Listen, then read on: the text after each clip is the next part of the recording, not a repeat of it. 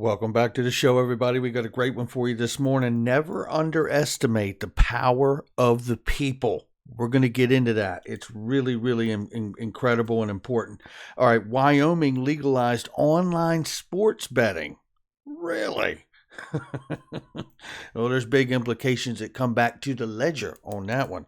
PayPal CEO has disturbing comments on Bitcoin, and believe me when I tell you, if you're holding Bitcoin and I am, it'll make the hair stand up on the back of your neck. I'm actually having second thoughts here. Digital dollar prototype, get ready, and it is pretty interesting what the remarks are on that. We're going to jump into that article, and we're going to hear from Janet Yellen, the current U.S. Treasury Secretary, and about a new structured world order. How about those apples? And a MoneyGram deal that just may be bigger than you even know. Let's roll that beautiful intro. Here we go. This is Digital Perspectives with Brad Kimes. Subscribe for new content notifications. Now, here's Brad Kimes. Come on in. Welcome back to the show, everybody. You can follow me on Twitter at BackupBradleyAbove at the top of the screen. And everything that we're talking about here today, we're about 1.9 trillion for the market cap, slightly over. But let's go ahead and take a look at it because a trillion still sits at Bitcoin's doorstep this morning at $56,592. And we're looking at XRP at the number 5 spot now, courtesy of the dereliction of duty by the SEC. It is 94 cents, 0.9468. We are up 65.5%, on the 7-day. That is still remarkable, understanding that we are underneath of the SEC lawsuit and everything else that's going on right now. So pretty impressive for XRP. Let's keep an eye on it. Let's look at the range right now. So the range on the price right now is between 87.05, 87 cents, and 99.43. So between 87 cents and 99 cents. Let's keep an eye on that and see if it feels like pushing back over $1 today. Nobody be upset about that. Let's get into the news this morning because the power is in the people. Crypto Law shares here. Attention, XRP holders. Has launched a petition to greet Gary Gensler in his first days as the new SEC chair, calling for an end to the lawsuit against Ripple and an internal investigation into Clayton and Hinman's actions. Read and sign here, and you can find this on my Twitter. One thing I did want to ask, and I've asked it many times on the channel here, Gary Gensler was at MIT when Ripple made huge donation to MIT.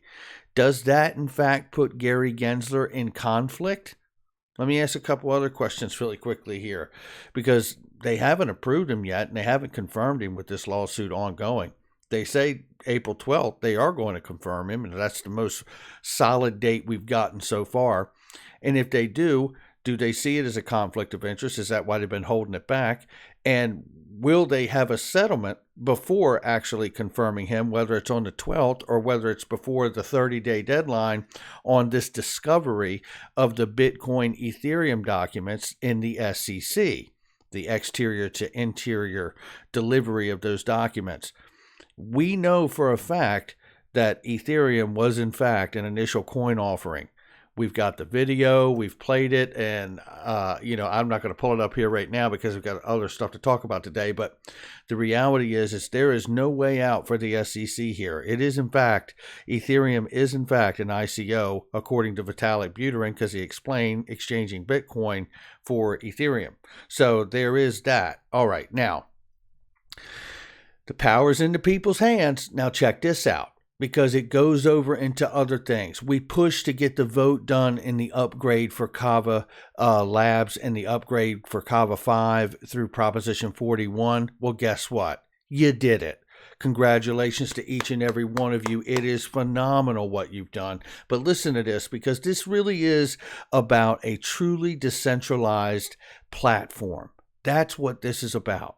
The future has come to fruition, and it's exciting. Congratulations to Kava token holders for making the Prop 41 pass.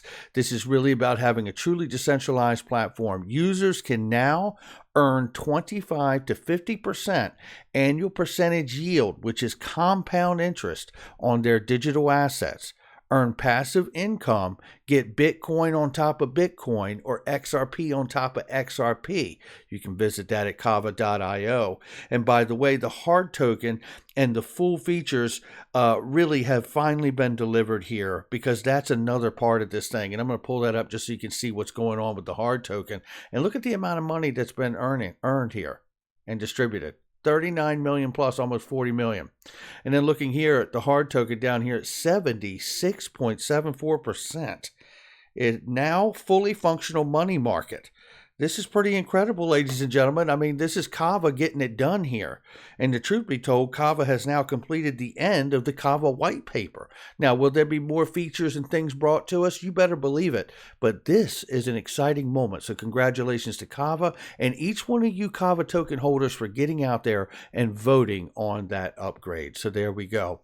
All right, XRP attorney Seal this morning reminds us Wyoming has legalized online sports betting with a new law that also allows gamblers to place their wagers in digital crypto and virtual currencies. Oh boy, wait until this gets adopted in Vegas. Well said, XRP attorney Seal. Shout out to you, my friend. He is amazing. And looky here, I wanted to remind everybody that Casino Coin is about to migrate to the XRP Ledger, which is a coin that is used for online gambling. How about them apples? Yeah. You know, and if it's good enough for the central banks to have a private ledger on top of the XRP Ledger open source technology, I think the Casino Coin said, you know what, I think we'll be using that XRP Ledger too. Almost makes you think that XRP Ledger is probably going to be a standard protocol like the public good internet protocols that we currently use today. PayPal CEO says Bitcoin could be a Chinese financial weapon against the U.S. Even though I'm sort of pro-crypto, pro-Bitcoin maximalist person, I do wonder whether at this point Bitcoin should also be thought in part of as a Chinese financial weapon against the U.S. Well, don't believe me when I read it. Let's listen to him say it. It's right here. Here we go. It doesn't seem like the sort of thing that, if you shut it down, it would be, this economic catastrophe either. I think India banned TikTok, and there were sort of less good alternatives that popped up that were local, and I don't think it was like a tremendous loss. And so it's so I think how to talk about it is often quite tricky, and we need to figure out a way where we can say that it's both this problematic AI technology on one level, and then on another level it's not that valuable a technology at all, and for which reason we can probably do without it. It doesn't.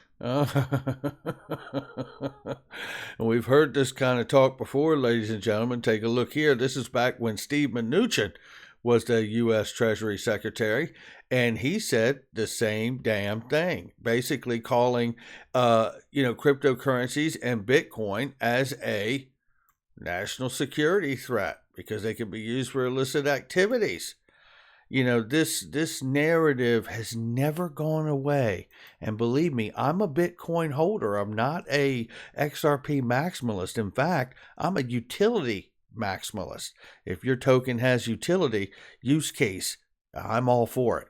And obviously storing the asset, Bitcoin, and using it as a store of value, I can see use case there.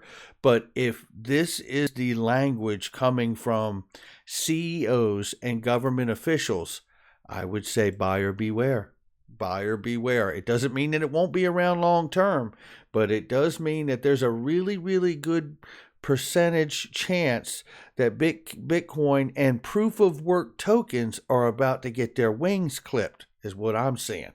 And that might be some near-term pain and then long-term fun. So we will see. The United States would present a prototype of the digital dollar in the third quarter of this year. Let's jump down in that article really quickly here because this is interesting. It's very short, so let me just give you this part of it here. They explore different systems at MIT and the software built on the ground up for the digital dollar platform. The team would be paying more attention to data privacy and traceability in collaboration with the Federal Reserve Bank of Boston, Massachusetts Institute of Technology, known as MIT, where Gary Gensler taught at. You have to wonder, did he have a part or a hand in the digital dollar at all while his time at the MIT teaching? And is it a conflict of interest, as I said before, that Ripple donated a crap ton of money to MIT while he was there teaching? I don't know. To be determined. But the reality is the United States Federal Reserve is investigating development of CBDC, central bank digital currency, or digital dollar. It is estimated that the first stage of the project will be presented during the third quarter of the year. James Kuna, the Senior Vice President of Secure Payments and FinTech Research at Boston Fed, revealed information in an interview according to Wall Street Journal. Now, efforts are focused on exploring different systems. You're going to like this part. You're going to like it. With the idea of determining what options are available to them to pitch to policymakers, right? And then he said, Kuna added that the research has technology agnostic approach, so it is not necessarily considering or excluding the use of any blockchain network, Bitcoin. However, he explained that yes, they are evaluating private sector initiatives based on distributed ledger technology, open source. You mean like the same technology that the central banks are doing on top of the XRP open source ledger, the private ledger for central banks? That distributed ledger technology? Let's hear Brad say it. I mean, certainly we do know of central banks looking at the XRP ledger as open source technology to issue stablecoins using the XRP ledger. There you go. Thank you, Brad. Thank you for coming. And we move now to the current U.S. Treasury Secretary. Janet Yellen says this week's IMF and World Bank meeting will be a Bretton Woods moment for the global economy. Oh, yeah, that's not all. And by the way, if you're not familiar with Bretton Woods really means, Bretton Woods is where the U.S. dollar was made the global reserve currency of the world. It is also where the birth of the IMF happened. So a new Bretton Woods moment or a Bretton Woods moment for the global economy would suggest the potential of a new central bank like the IMF and a new global reserve currency of some kind. Maybe even a bridge currency like XRP, and maybe even a new central bank like Ripple or RippleNet becoming a full-on central bank to service the world with this new currency called XRP as a bridge asset. I'm speculating, but one does have to wonder. When you jump down into this article, this is where she says right here, Treasury Secretary is prepared to build a new global economy from the ground up. Listen. A new world order, a new restructured world order. Well, that is really pitching the idea and the notion of a bridge currency to the world in my eyes. MoneyGram announces 3-year extension to partnership with SBI Remit in Japan. I want you to stay with me right here because I'm curious with this new re-up of the deal with SBI. And listen to him walk you through this. Yoshitaka Kitao leaves the board of Ripple because Ripple's being sued. MoneyGram and Ripple dissolve their relationship, their partnership, because Ripple's being sued. They're happy with one another, but they did it for legal reasons. Why did they do that? Well, let's take a look at this article. MoneyGram International here, a global leader in cross-border payments here, and money transfers today announced a 3-year extension to its partnership with SBI Remit. Let's go ahead and look down here. They say that MoneyGram became our first international remittance partner in November 2010. We're extremely excited about the renewed relationship. And SBI Remit, and we have extended options for our customers to deposit cash on their Remit cards. Through services like this, we will continue to offer customers in Japan convenient sending money back home through MoneyGram. Skipping down here, to use MoneyGram services with SBI Remit, senders can register on SBI Remit website, and senders can then deposit funds into SBI Remit deposit accounts, Mizuho Bank and Sumitomo Mitsui Bank, which we know is obviously obviously partnered with Ripple. Resona Bank deposits can also be made through SBI remit cards in Japan, Post Bank ATMs, Lawson Bank ATMs. It can also be made through cash and Famaport at any Family Mart location throughout Japan. So they're really connecting the remittance market here in Japan through SBI Remit, MoneyGram, and all the participating banks that are with with SBI and via Ripple, right? Okay, so we know that the lawsuit has been a hang-up for MoneyGram and I believe Yoshitaka Kitao. That's why, again, you saw him leave the board.